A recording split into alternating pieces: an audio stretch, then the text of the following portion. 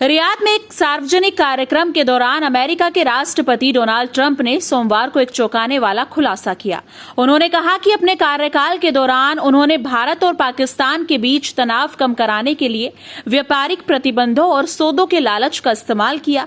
Trump ने कहा कि उन्होंने दोनों देशों को स्पष्ट रूप से ये चेतावनी दी थी कि अगर वो युद्ध विराम के लिए राजी नहीं होते तो अमेरिका उनके खिलाफ कड़े व्यापारिक प्रतिबंध लगाएगा और मौजूदा समझौते को भी रद्द कर देगा।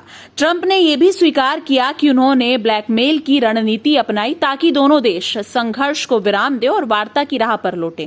उन्होंने दावा किया कि ये कूटनीतिक दबाव भी भारत पाकिस्तान के बीच तत्कालीन युद्ध विराम का मुख्य कारण बना।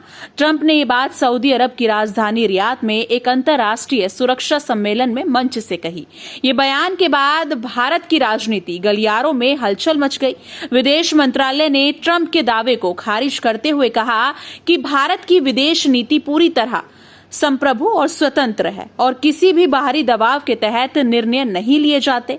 मंत्रालय के प्रवक्ता ने स्पष्ट किया कि भारत ने हमेशा शांतिपूर्ण समाधान और क्षेत्रीय स्थिरता को प्राथमिकता दी है। वहीं कांग्रेस समेत विपक्षी दलों ने प्रधानमंत्री नरेंद्र मोदी से स्पष्टीकरण की मांग की है।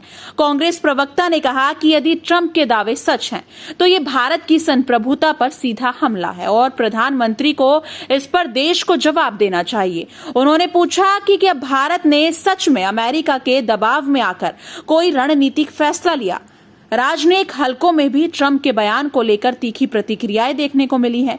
कई विशेषज्ञों का मानना है कि ट्रंप की बयानबाजी का उद्देश्य अमेरिकी जनता और अंतर्राष्ट्रीय मंच पर भी अपनी सख्त नेता की छवि को मजबूत करना हो सकता है, खासकर 2024 के अमेरिकी राष्ट्रपति चुनावों को ध्यान में रखते हुए।